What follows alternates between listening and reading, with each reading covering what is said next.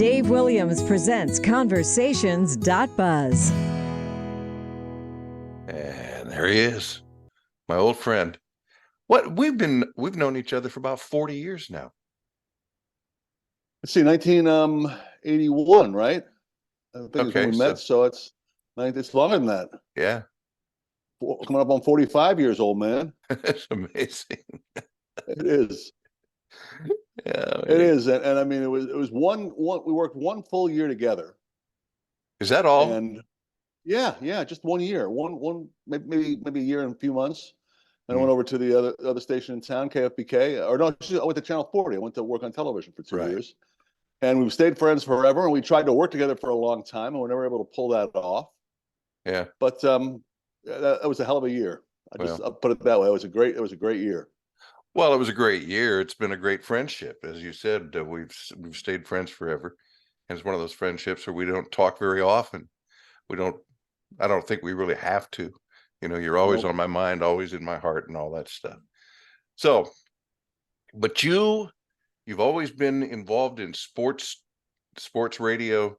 I guess the exception to that would have been the time that you were the morning show host at KFI in Los Angeles, right? Yes, because someone I know couldn't get out of his contract to be the host. Right. That's right. Yeah. But you're right. Yeah, I spent almost 2 years at KFI. Yeah. Was that a tough job for you? Oh my God, on every level. I mean, as you know, I mean, I was not a morning guy, number one. I hadn't worked mornings except for the 1 year with you. I'd just done sports. I'd never done a news show, except for about 3 or 4 months at the radio station. I did the afternoon news. So I was woefully unprepared for the opportunity, though I enjoyed getting it, and it propelled me to where I wound up now in Seattle. But I think I've told the story to you before, but you know, it was one of those things where I thought it was going well. And a lot of the people came down from Atlanta, who the station was run by corporate Cox in Atlanta, and remember the corporate people coming down there to see the show and doing the show with our old friend Terry Ray Elmer, and thinking that it came out all right, came out okay. You know, I'm surprised it came out pretty good for a first time. I'm walking on through the hallways and I see the guys huddled with the station manager Howard Neal, and I realized instantly that no, it hadn't gone well, and that I was going to be in a lot of trouble here.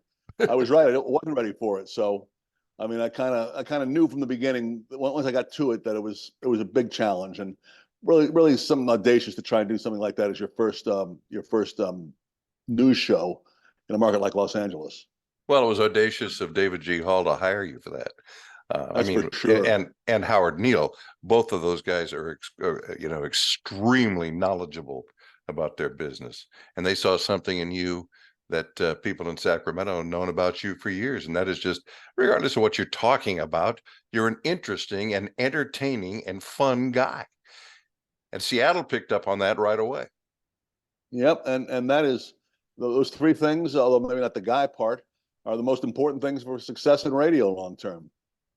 Be interesting and be fun. Yeah.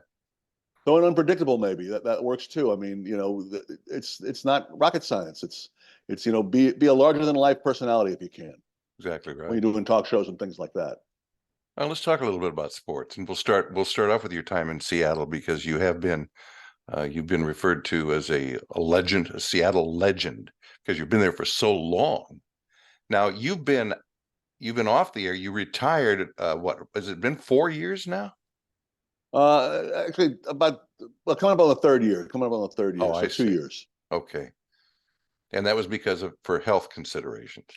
Well, I have Parkinson's disease, and I've had some other health problems as well that have certainly slowed me down. But yes, that's why. Although I was kind of nearing the end. I'd said all I had to say for the most part, and I was really planning on, in the last years of my career, just doing basketball games for Seattle University, Division I school in town, not the big school like Washington, but it was a lot of fun to do that. And unfortunately, I was unable to keep up with the travel schedule for that, and then COVID hit, and that was that. So yeah, I had nice run in Seattle, 91, 31 years total, and it was fantastic. Can you think of a highlight, or maybe there's a bunch of them, I suppose? Yeah, I mean, I had a stretch in 1995 when I was doing color for the Washington State football team. I was doing Mariners pre and post game, and it was doing Seahawks pre and post game as well. And there was a time where they were in the playoffs in '95 where I was flying to New York to do the Mariners games, and then had to fly to Nebraska to do a Washington State Nebraska football game, and then had to fly back to Seattle do a Seahawks game. This was all in a period of 4 days. I had 3 hotel rooms across the country, and I wasn't at any one of them at one point, and it was just a crazy, wild time. '95 was probably the most fun for me in my career, sportscasting wise, because also the Sonics, who weren't playing at that point, but were under George Karl, had Gary Payton and Sean Kemp, and were winning all the time. And Yeah. the fun thing about it, Dave, it's hard for me to pinpoint anything because we were kind of the beginning of it. I would say we were probably the third, maybe fourth station to try this all sports format. And so everything was new in a way, and so everything was fun in a way. It was, and something that I can't really describe in terms of radio before. I mean, it was something new, something no one had done before. So you couldn't do anything wrong necessarily. It mean you're doing everything right, excuse me, but you couldn't do anything wrong. So I mean, it was every day was something new, was something exciting, was something fun, and that was really what fueled us. And we had a great run here. We had lucky we had the ownership that we had at the time because they set us up to be what we wanted to be. They said, say what you want to say. The guy that owned us, Barry Ackerley, also owned the Seattle Supersonics at the same time. Are you talking He used to about sit us down. KJR? You talking about KJR? Yeah, KJR. Okay. Yes, KJR, which is the great old rock and roll station that Pat Right. O'Day worked Yeah. for over the years. They went sports in '91, hired me from Los Angeles. It was the first guy they hired. And, off we went. And, it was Barry Ackerley, the owner of the Sonics, who owned us. And normally nowadays, when you have teams that own the radio stations, they expect compliance. They expect you to root for the home team. They don't want any kind of negative stuff reported. And Barry Ackerley understood radio. And he used to say to us at the start of every year, ask me anything you want, and I'll tell you, although you can't attribute it to me. And you say whatever you want during the course of this season. Your job is to get listeners to your radio station. And that was refreshing. I had no idea that was going to be the last time I heard that from a radio station, because it was the last of a group of guys, I guess, who weren't that intimidated by the fact that it could take bad publicity. I'll put it that way. Well, yeah, I mean, that's the old saying, right? There's no such thing as bad publicity. It's all good publicity as long as you're being talked about. And what you said a moment ago, I thought was just brilliant. You said something to the effect that doing all sports, you couldn't do anything wrong. And that's just before we started talking, I got curious and I went online looking to see if I could find out how many sports talk stations there are in America versus how many news or news talk stations. I couldn't find a comparison, but I would bet you anything that there are more sports talk stations now on the air than there are news stations. Because it could be. Well, I was going to say, because of what you said, because news is tough. It's hard. It's emotional. It's crap that people really don't want to hear. It's kind of like going to the dentist. And having done morning news myself for so long, you just get to a point where it's, oh my God, we got to talk about politics again today. We got to talk about the war. We got to talk, all this stuff. Sports, you guys are you were always, the sports department in every radio station was always referred to as the toy department. Mm-hmm. It was a condescending reference in the beginning, but the fact of the matter is you're able to have fun no matter what's going on. You are, and it's it's interesting how that changed, and because when I think about it, the guy who got me interested in sports to begin with was Howard Cosell.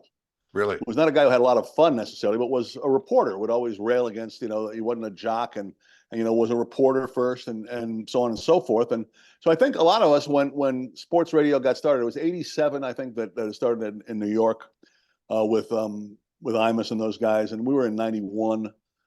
So, when you got started, most of the guys in it had been broadcasters, a lot of them out of news, because there was some sports talk shows then. There was no sports radio stations then. So almost all the broadcasters were trained in, news and getting double sources and doing things like that. And it kind of evolved over a period of time to being something else entirely. And, some of the things that have always been important have remained the same, which is, you got to be listenable, you got to be entertaining, like you said. But, for a while there, people it was really negative. It was all about attacking. And, that was we had little taste of that in Seattle with Nancy Donnell and the Fabulous Sports Babe. We wound up going to ABC and was a great friend and is a great friend and was, was really acerbic. And that stuff worked for a while. The guy called himself the coach killer, worked for a while. And then it kind of changed from that to, being more about rooting for the home team and et cetera, et cetera. But, still the thing that you said at the beginning about being a toy shop it was true. It was sports you were talking about. It wasn't life or death. Right. And it was fun if you wanted to have it. And, it's something I did with my partner here for 15 years, Mike Gastineau. We never forgot how much fun we could have. And we always made sure we had it. So that was, we didn't care if it made sense to people or not. If we thought it was funny, we did it. And it worked for us. The part that kind of that surprises me, I guess, to some extent, is what I see on social media and occasionally here. I listen to nothing but sports talk here in Dallas, primarily because I've been overwhelmed with news for so long. I'm just not interested in it. And so I listen, but I do like talk radio and I like entertaining radio. And the really good sports guys can entertain me, whether they're talking about anything I care about at all. It could be talking about college basketball. I don't know the first thing about any college teams, but if you're a good host, you're a good host. I think that's true too. And the one other thing that's really impacted sports radio over the years, tremendously so, is the meteoric rise of the NFL. I mean, that's the thing that changed it dramatically for me. And in terms of the sports part of it, that's what's changed it the most. Is the NFL has just eclipsed all the other sports in popularity to an extent that you cannot ignore it. I mean, in fact, you have to. Most stations that have the NFL teams, and I worked for, the two sports stations in Seattle, one that had the Sonics when I was there, and one that had the Mariners and the Seahawks when they were there, is that the Seahawks have got to be talked about every day. I mean, they've got to be talked about every day. And to me, that got really boring fast. I don't care about football in April. I don't care. I'm not going to watch the combine. I'm not going to watch guys work out. And that's people do that though. I mean, it's become a huge part of it. And then you talk about the other thing that's been the biggest change is social media. I mean, the job is now a 24/7 job. You don't break stories anymore, but you still got to be first if you can. And you don't have to be truthful. I mean, you don't need double sources or anything like that. If you hear something, say it, put it online. So it's become a much more difficult job than I think it was. Certainly it was when I started, much more difficult because you've got to be 24/7. You've got to cultivate the online audience.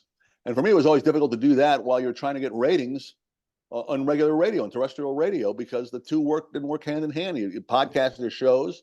I always never understood why would you podcast the show when you want me to get ratings at 3:00 in the afternoon, and you're telling someone you don't have to listen then. You can listen whenever you want. Yeah, never made sense to me, and still doesn't make sense to me. But those are the two biggest changes that happened along the way. Yeah, but the other thing that's weird to me is that while sports talk people are having a good time, I mean, there's a lot of serious things to talk about in sports, and so that gives you your change of pace and in delivering the program. And as a good radio person, you learn how to do that, and you learn when it's time to switch over and change the pace and all that. But the sports talks audiences, at least the vocal aspect of they lose their minds over their local teams and so forth. And I'm sitting here in Dallas, and I can't tell you, Oh, I know. The only thing worse than their unexpected loss to Green Bay in the first round of the playoffs a week or two ago. The only thing worse than that has been the nonstop whining and bitching in the press, the sports stations. The sports stations have to run with it, And even though they don't talk to the listener the way talk stations used to do, but then you get on Twitter and it's like, okay, we've got 6 million people here in this metroplex, and 5.5 million of them know more about professional sports than the guys that own and run the team. You know, Right, right, right. Well, you talk about Twitter, which is what people of our generation are primarily on. That's the other thing, Dave, is there how many social platforms are there now that are big, that are popular, that you're not on? So I mean, it's hard to grab hold of the audience, I think. Although you're very very right about that passion, and they want to, people want to stoke that to a degree. I mean, you want people to feel that they've got somewhere to go to vent it, because yeah, one of the things that's truly different is, when I started in 91, and for the first 7, 8 years, and this is, we're not talking about 50 years ago, we're talking about, 25, 30 years ago, there was no internet really to speak of. right. And, I could go down to a newsstand, like in Pike Place Market, and get 5 papers from other cities and take a look at the sports sections there. And I'd have the advantage. I'd have some stuff to talk about that people didn't know about. Now, when you go on the air, you got to figure that everyone knows everything that you know. If Pete Carroll had a press conference yesterday, they've already heard it because it's been on YouTube. They already know it. They have players, do their own shows and things like that. They're doing podcasts and things like that. So, when you start the day, you used to be informing people. That's gone. Yeah. Now you got to try and keep an audience without informing them, because they're already informed. How do you do that? I mean, is it just continuing to have the same kind of football guests on, or do you try and create an area where they can yell and scream, or I don't know. I mean, it's Insight and changed it to a degree. perspective. Those Yeah, are I the mean, things that you that's what you do hope for. naturally. That's what you do so well. You know, you don't have to be able to define it, because you just do it. Insight Yeah, and perspective, right? there's the truth to that. Looking at a different wrinkle in a particular story or argument. It becomes challenging, man. It really Yeah. becomes challenging when there's so much information that's out there already. And that's what you started doing, was kind of telling people stuff. And you're right. Longevity is because of the personality that you are. Longevity is not because of what you do; it's because of how you do it. And that can last through and through. But you see your audience come and go. And well, I'm curious to see what happens with sports radio, because of podcasting, and how prevalent that is now, and how good that really is. I mean, I didn't listen to it when I was on the air, because I kind of thought of that as the enemy. And I listen to it now that I'm out, and geez, there are a lot of good podcasts out there, like this one, for example. I mean, you can find on anything from everywhere. And I mean, that seems to be, if someone would ask me how to get into radio nowadays, I'd say, are you sure that's what you want to do? I mean, wouldn't you be better off just doing a pod and figuring your way through it? Because I don't know where radio is going. The term radio is going to stay around, but I don't know what it's going to be. I've been talking to some interesting people about that, and it was my firm belief for the last few years of my career before I retired. I thought, well, I'm going to be retiring just at the right time, when the whole industry is collapsing, or at least, fading Appears to away be. into history. I used to call us the lamp-lighters of the 21st century. Um, Nice. since I started having some conversations with people like Tom Langmeyer and oh gosh, Greg Tandem and Jack Swanson, and there's some other people coming up I'm going to be talking with very soon. Uh, these are long time, uh, you know, died in whatever they, these guys know more about radio than anybody I've ever known, including myself. And they're saying, no, no, no, wait a minute. We don't have to fight with technology. We don't have to allow technology to put us out to pasture. We can embrace it. We can use it. And we're starting to see that in the things that you're talking about. Podcasting is becoming, it's instantaneous, it's simultaneous with the radio show, for heaven's sake. Right. There's stations where you can go online and say, I missed that first half hour discussion with the coach. I want to hear that. And you can roll it back, 10, 15, 5 minutes before you started listening, and that sort of thing. So there are a lot of different platforms. I think the whole thing is going to evolve. But the key with radio, forgive me for taking my time with you, but you Go. mentioned it, and it's just something that I've been kind of wrapped up in lately. And the key to it is the fact that what will never change is people's passion and appetite for conversation with good and interesting and entertaining people, and I'm podcasting can't always provide that. Fair enough. Although, I mean, it seems as though everything in our world is pointing us away from that. Seems Yeah. like everything nowadays is pointing us away from conversation and towards just listening and reacting and being upset or whatever. Well, I mean, very few things in life are about that anymore. So I hope that there's some truth to that because we're not having enough conversation. I think that's a problem in society nowadays. We're not having enough conversations. yeah. We have too much people dictating to other people how they should feel and what they should do. So yeah, that's something that radio can do, but I'm hopeful I'm not sure that it will. I'm not sure that it's going to be enough to overcome the fact that you can sit at home and listen, live in your own little world, not have a conversation with anyone that'll stimulate your thoughts, but only hear from people from the opinions that you want to hear from, be it sports, be it anything. And I feel like it's going away a little bit. So Yeah. I hope those guys are right, but I'm not sure about it. Well, it's a matter of whether or not they can catch fire. They're talking about this kind of thing in small markets, the future being the past, serving the Yeah. local community the way you used to, rather than having a corporation that owns 400 radio stations dictating everything that you're doing.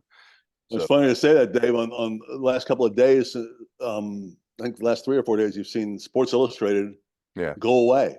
I mean, we're of the age where Sports Illustrated was. It's hard to describe to people who don't know how big it was. It was the most important thing if you were a sports fan of your week was to get that thing and see who was on the cover. And they had the best sports writers, and they were really a huge part of the landscape. And now they were gutted about 3 days ago. New York Times and excuse me, the Los Angeles Times fired most of their sports staff and their beat writers for the Dodgers and those guys yesterday. yeah, The Washington Post has laid off a ton of people. New York Times has already gotten rid of their sports section entirely. They're just going with a national one. So newspapers, that's not the story. So I mean, you're right. Local is, especially in small towns. I mean, you want to get your local news, you want to yeah. get your local sports, and that's that radio. Maybe that's right. Maybe that's how it stays. It may be the last bastion of doing that. Well, that's what I'm thinking it might turn into. Like I said, I've become something of an evangelist about the possibility of radio having a future. But let me go back to what you were talking about a moment ago, Sports Illustrated. I was going to mention that to you. The interesting thing about that situation is that it's not what's going on at the Los Angeles Times and other major newspapers across the country. It's not just a matter of, well, we haven't got enough subscribers, apparently. I mean, I could be wrong, but there was some sort of intercorporate battle over payoffs of contractual obligations and so forth. And so one side just says, that's it, never mind, we're done. And so suddenly, hundreds of people are out of work. So that's a pretty Yep. weird thing. It is, and it just shows that times are really changing in some places, in some businesses, and newspapers have had it really rough. I mean, they really have changed a lot. There's so few of them now, and what it was the article that I read in the New York Times, I think today said there's like a local paper closing every 5 days in America. Yeah. So it's that's the hope for radio is that it stays in that niche. But I mean, let's just talk about the car, for example. Would we even exist? Would radio even exist if not for the car? Because I mean, that's what Right. people maintained it when television came along, and it became part of everyone's morning routine and afternoon routine. Driving home, you know it, traffic and weather, and you hear Yeah. all that stuff together. Well, you don't need that necessarily anymore to Right. get that information. Will it last? I mean, if cars can punch in an internet station, will it? There are ones that do traffic for big cities and things like that, and ones that do sports for that stuff too on Sirius and platforms like that. What is left there for regular radio? Well, what it needs is innovative programmers, idea You're right about people that. who understand modern technology and the way to incorporate it into the older technology. Unfortunately, what we're getting, and this is not just my thought, this is what I'm being told by these big name experts I've been talking to. What we're getting is watering down of the entire industry, all the way down to and certainly including the programmers and the people that supposedly come up with all the creativity that goes into what you hear on the radio. those guys, hey, look, I know people in radio now whose very first jobs were in major market stations, big name major market stations. And it's, good for them. They're smart people. They've got a lot of talent, but they don't have years of experience, an understanding of the nuance of performing on radio. And those Right. same people are becoming program directors without the background. They're all fast tracking. So it's gonna need some clever young people that come up through all the various technologies and stay on top of the way everything changes. Well, you're right. I mean, it would be great to start. I think that's a big point. To start at a big market is just, it surprises me to see it when I do see it, and I've seen it here. And we're a fairly big market here, top 10. And I just, I laugh at thinking, well, you can get a job at a top 10. I mean, I talked about me at the start of this thing, getting the job in LA. I'd never done sports. I'd never done anything but sports for the most part, but I'd been in broadcasting for 14 years, 13 Yeah. years. So, I mean, I had some experience in doing exactly what you're talking about. And you're right. I mean, and it's it's going to be different because there are so many ways to incorporate things. So I'm curious to see what winds up coming down, but it's going to be different. It's amazing how fast it's changed. I mean, sports radio started in '91, and now you're right. There are a lot of sports radio stations, but a lot of them are carrying the same programming. Mm-hmm. So it's not as diverse as it used to be. But it's amazing how much it's changed in just my 30 years. The next 30 years will be even more dramatic, I would expect.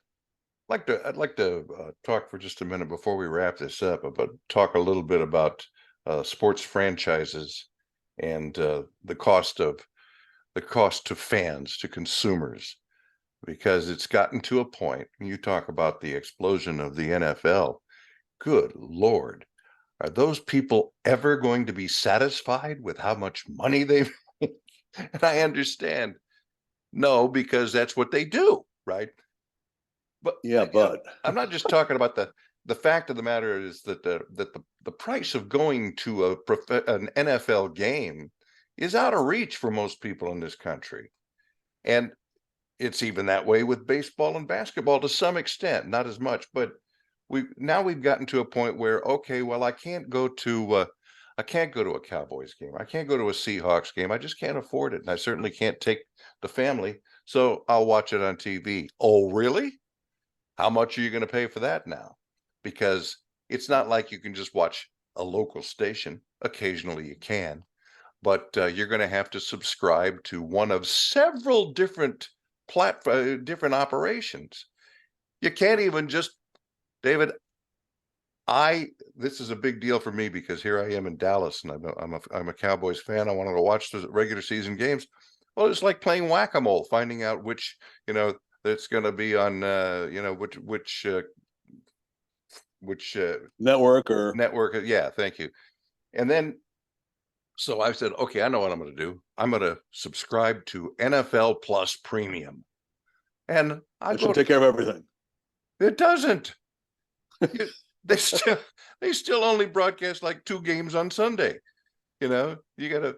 So anyway, I just wonder at what point players' salaries and contractual obligations and uh, the player union, at least with baseball and basketball. I'm just wondering, is it going to get to a point where most sports fans are going to go, you know what? No, I'm going to go to the high school games and maybe I'll pick up a AA team once in a while or something along those lines. I don't know, Dave. First off, boy, take a look at what basketball tickets cost nowadays or hockey tickets cost nowadays. They are outrageous, outrageous, along with the NFL, like you pointed out. I mean, start with your first point. Is enough enough? NFL probably makes $11 billion a year in advertising revenue only, in revenue from not advertising, but their deals with like the NFL Red Zone now, which is all the games, is on YouTube, and the CBS contract, their Fox contract, they pay about $11 billion. That's not with one ticket revenue. It's not with anything. That's what the 31 teams are sharing in just that small sliver. It's probably 20% of the revenue that the NFL teams make. So the amount of money they're making is beyond grasp. And why they charge so much is I guess because they can charge so much. because they I can. suppose Yeah, that's the attitude. I suppose that's the attitude. And I thought people would get tired of it a long time ago, to tell you the truth. And they haven't. They haven't. You had these regional sports networks, which are the next things that are in trouble now. Which kind of, I think you have. I'm trying to think of Dallas's situation. I think it's similar to here. We've got a company called Root who owns the rights to the Mariners and the Seattle Kraken, for example, Mm. and they charge us special, $10, $12 fee to get that stuff on a particular cable channel, or if you're streaming, if you cut the cord like I have, you can get it on a particular streaming service. But you only get it on that one streaming service. If you want to get hockey and other stuff, you got to go to another one. So, they're just the money that they're making is ridiculous, and I don't know when it's going to change. Look, games are still sold out. I mean, it doesn't seem like anyone can afford tickets, but they can, and they are. I mean, it's not like baseball. You'll see some empty seats, but in an NFL situation, you very rarely will. Basketball is a whole different thing. I don't know how basketball is making it because basketball, you've got a couple of teams a year that can win it. A lot of teams that can't, and they just simply sell the personalities, the celebrities of the game, and it's worked for them. Yeah. They don't even talk about the home team anymore. They talk about who you're going to see. LeBron's coming to town, or Giannis is coming to town, and I mean that's been what the NBA is doing for a decade now, and it seems to be working, even though they've got some franchises that are in trouble. So, sports seems like it's on a high wire to me to a degree, but it surprised me at every turn. And the NFL's popularity is again the thing that's the biggest mind blow for me. I mean, I think the top 50 shows last year, 44 of them were NFL games. Oh. 44 of the top 50 for the year are NFL football games. I mean, our love of the NFL is frightening to me. Yeah. In some respects, it's just crazy. And to answer your question, I don't think we're anywhere near the point of implosion yet. We're just not there. Financial saturation. Not getting there. The money, I just can't believe the money in the NFL. I mean, it's just it blows me away every time I look at it, and it is what it is. I mean, Yeah. they find a way to be popular 365 days a year. And I think your friend Mark Cuban had said it. The line about pigs that a pig gets fat, a Hog gets slaughtered. Right, right, and that's what the NFL started to advance the other day. So now they're on Saturday, Sunday, or Monday, Thursday. Thursday was the Amazon game, which is how we're calling it, which is streaming simple. I mean, give me 5 years and it'll be on 5-6 days a week. Right. Watch. I mean, and you'll have to subscribe to 3 or 4 different providers to watch them. I wouldn't mind if it was a la carte pricing. I want to watch one game this Sunday, a particular game. I'll go to whoever's carrying it, give them, $12 or $15 or whatever it is, and be done with it.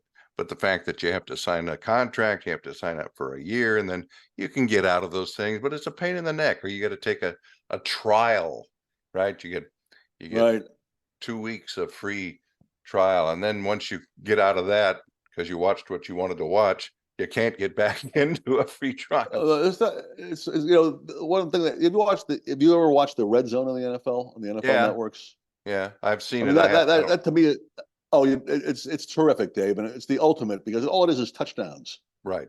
It was taking away the boredom of watching. You don't have to watch the whole game. You can watch here, and we'll show you every score. Well, see, that's something else I don't understand. Boredom for the fans. It's like, when they speeded up when they put the pitching clock in baseball. Baseball is not meant to have a time limit, but that's because I'm old.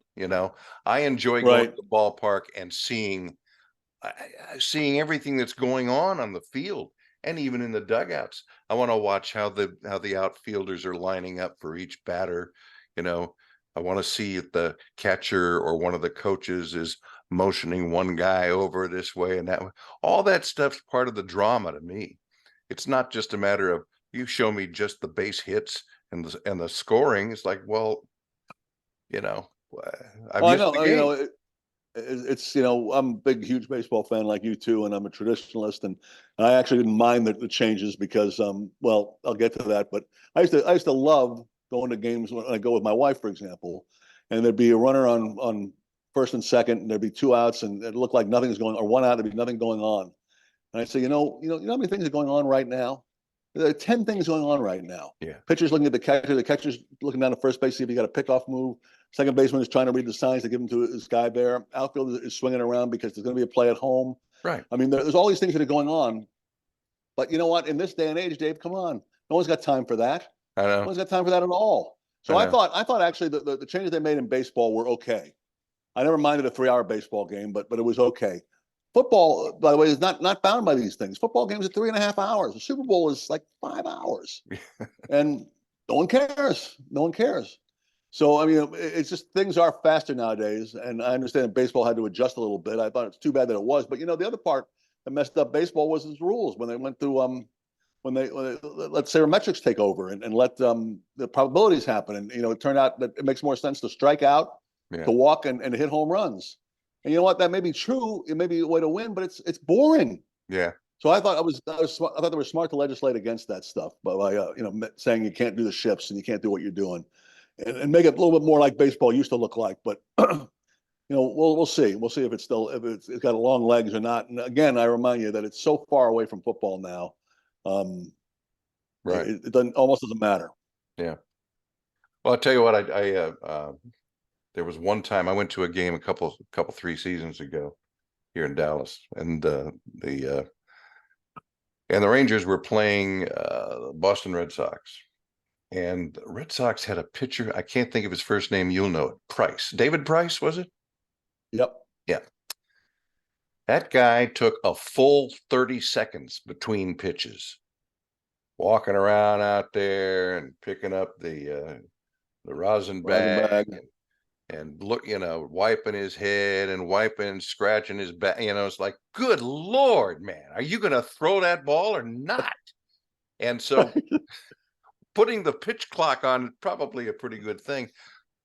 But I got to say, I lose my mind when they put a runner on second in the 10th inning to start the 10th inning. Right. Come on. Seriously. I know, just trying to speed things up. Well, I mean, Seattle played in the playoffs. It was rare when it happens. Last year, the year before last, and they had an 18-inning game with Houston in the playoffs. And I was watching the game, and I was talking. You know, I'm really good friends with Bill North, the former player with the Oakland A's. Sure, yeah. And you know, I was talking to him as the game was going on about how, you know, they're going 11th, 12th, 13th, 14th. No one's getting any hits, but no one's trying to bunt. No one's trying to get on base. No one's taking. You know, I mean, it's just, and the guys who do get on base, no one's running. No one steals. They're going station to station. So it just goes on and on. So everyone's talking about how exciting it is. It's not exciting. Yeah. I understand it's 15, 16, 17 innings, but nothing's going on because no one will play. No one will play the game. It's all about going by the rules. And it really took a lot away from the game. So, I mean, although I don't hate the runner at second base because I don't know why they're doing it. And they want to speed games up. But it's not what it used to be for sure. And I used to love the pace of baseball and still do. But I mean, I miss double headers. People look at you like double header. You go to 2 games in one day. Who's got 7 hours? I'd say, well, I used to. Yeah. I used to have the time to sit at the ballpark and do that. Yeah, absolutely. I know. Well, I guess we ought to grab our walkers and creep back over to the easy chair. Put our feet up, take a little nap. But it's been great talking to you. I want to do it again. Of course.